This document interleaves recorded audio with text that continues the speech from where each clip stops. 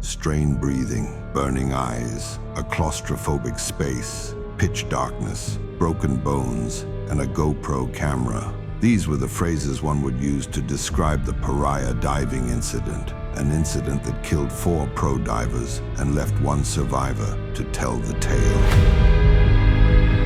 It was Friday, February 5th, 2022, a fine afternoon in Pointe-à-Pierre, a small town off the coast of Trinidad.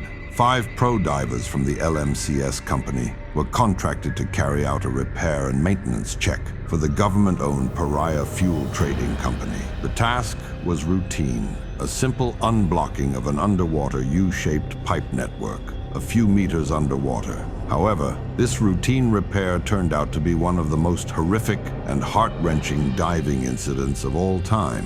So, what really happened? How did a seemingly routine maintenance dive end up taking the lives of these professional divers? The answer? Outdated inhuman policies and disorganized information channels. These don't seem like much, but from what we gathered from the story, if these 2 small issues had been solved, these men would have never had to experience such horrible deaths. The unlucky team selected for the fatal maintenance dive comprised 5 brother-like friends. These men knew each other extremely well and had a great bond. Christopher Budram, Kazim Ali J.R., Yusuf Henry, Rishi Nagasa, and Fizal Kuban. Kazim, heir to the LMCS company, led the maintenance team, while Chris, the most experienced in the group, was the safety and rescue diver, a backup for the divers in case anything ever went wrong. The group was meant to perform the maintenance at the end point of the U-shaped pipe network at berth 6 and then do some other checks along the pipe to berth 5. The men started at berth 6, which received oil for the refinery from oil tankers that offloaded at berth 5. They had been instructed to deflate and pull out an inflated silicone plug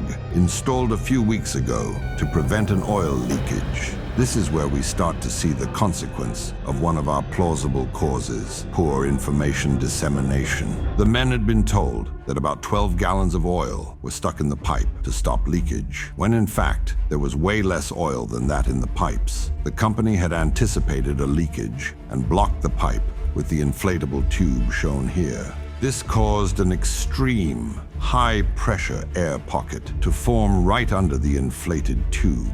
This small detail, which seemed like nothing, was what changed the lives of these men and their families forever. The men got to berth 6 at about 2 p.m. that Friday and were set to get to work. The underwater environment wasn't suitable for some of the jobs they'd be doing, so they needed a diving bell, an 8 by 8 foot enclosed chamber that created a dry environment for the men to work safely. However, this device became their very own bane. The air pressure in the dry diving bell was lower than that on the other side of the inflated plug.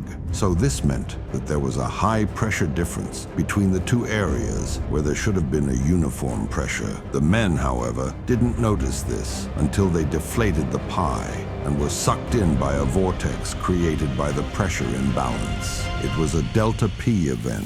Before anyone knew what was going on, they were all in the pitch-dark pipe, choking on oil with multiple injuries and in a disoriented state.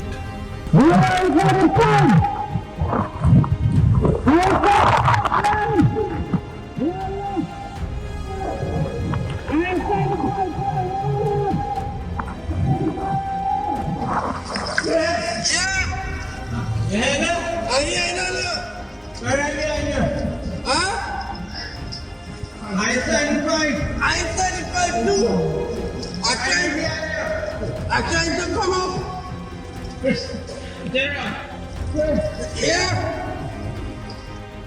Chris took the lead role at this point, checking in on his teammates and taking a head count. They were all alive, even after being violently sucked into the pipe. The pressurized air that had been their bane was somewhat a good thing now. as it provided them with an air pocket to breathe in. However, that air wasn't going to last forever. They didn't have much time, and they had to be on the move now if they were going to make it out alive. There was one question born at that moment that would determine if any of the men would survive. Where exactly were they? Where were they facing? Berth 5 or Berth 6? At first, Chris thought they had been sucked the other way and were now facing Berth 5, meaning they had to look for a way to crawl back in the opposite direction to Berth 6, where they had entered the pipe from. Two of his other teammates thought otherwise. They insisted that they were still on track and were facing the right way. He trusted them, and the treacherous 37-meter journey began.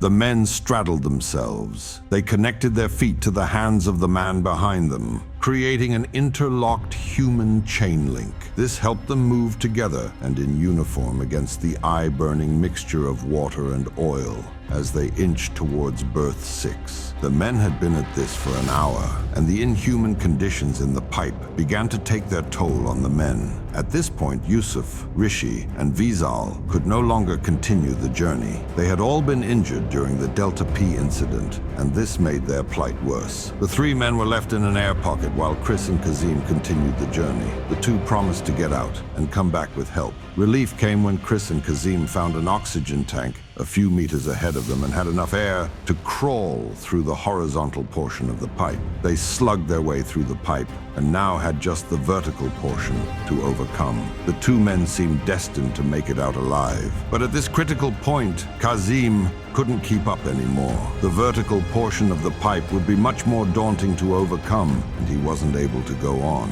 Kazim urged Chris on and waited in another air pocket for rescue divers to arrive. Chris filled his lungs with air in the last air pocket and climbed up the vertical pipe. This was a moment of truth. If they had gone the wrong way, he'd be at Berth 5, blocked by another inflated plug, and would die with help a few meters away. Luckily, there was no plug. He knew he was at Berth 6. Chris banged viciously at the rise with the little strength he had left. The men on board heard the banging, opened it up, and saved him. It was around 5 p.m. The men had been there since 2 p.m. 3 hours of heart-wrenching torture. Chris explained the incident while struggling to breathe through an oil-clogged lung.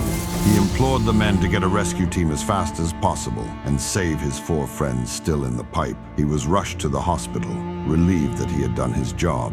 He was sure his friends would be safe now. However, a rescue dive was never attempted, and Paria officials never sent a team down to rescue the men. By 10 p.m. that day, a team went underwater to the pipes and reported back that they still heard clacking on the inside of the pipes. Paria claimed that the Coast Guard advised against a rescue dive, as it would have caused more deaths. The facility was closed up. The other 4 men died in the pipes, and after a few days, their bodies were removed. An autopsy shows that all of the men were alive till Saturday, and one of them, probably Kazim, was alive till Sunday night. A few months later, a panel was called to bring Paria to the books, but didn't seem to head anywhere. At the end of the day, a sum of 5 mex gratia was paid to the victims' families. Even though the families were compensated, it would never replace the presence of a loved one or the psychological pain Chris now lives in.